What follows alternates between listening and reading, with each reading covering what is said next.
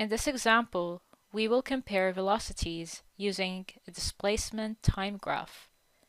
Here we have two runners, Mike and Larry, competing in a 10K race. Mike and Larry performance is represented in red and blue lines respectively. First, we have to find both runners' average velocity for the first 10 minutes of the race.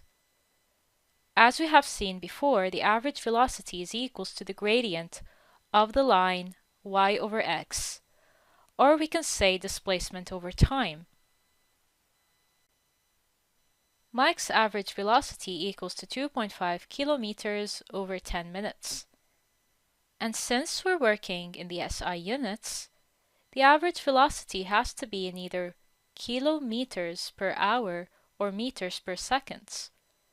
Therefore, we will convert minutes into hours. As we know, 1 hour equals 60 minutes, so we divide 10 minutes by 60 to get 0.16 hours.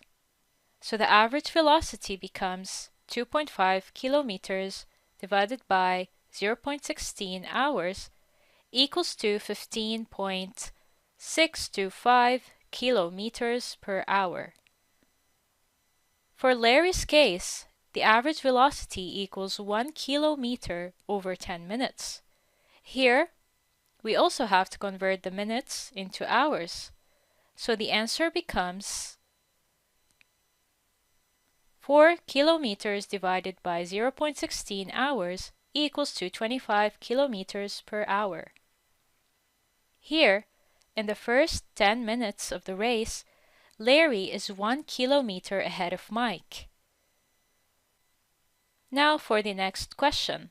At what time the runners were at the same level? As you can see from the graph, after a period of time, Mike catches up with Larry. This is when the two lines intersect.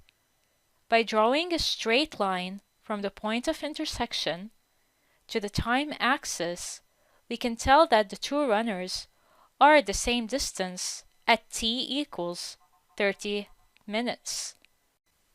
Now for question C. Who won the race? And by how much did he win? Clearly, Mike is the winner here. As you can see from the graph, he reaches the 10 kilometer threshold first. To answer the question, we can either say that he won by 1 kilometer, which is the distance which separates him from Larry when Mike has reached the finish line. Or we can refer to the time in which Larry took 5 more minutes than Mike to finish the race. Now question D. Find the runner's average velocity for the whole race. Using the same equation, for velocity, which is displacement over time, we can say that Mike's average velocity equals to 10 kilometers over 40 minutes, which is equals to 10 over 0.66 hours.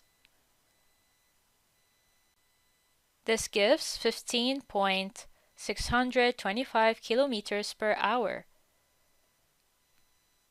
For Larry's average velocity, 10 kilometers over 45 minutes, which is equals to 10 over 0.75 hours. This gives us 13.33 kilometers per hour. You can also notice here that Mike's velocity hasn't changed during the entire race. The line has the same gradient from the beginning to the end point.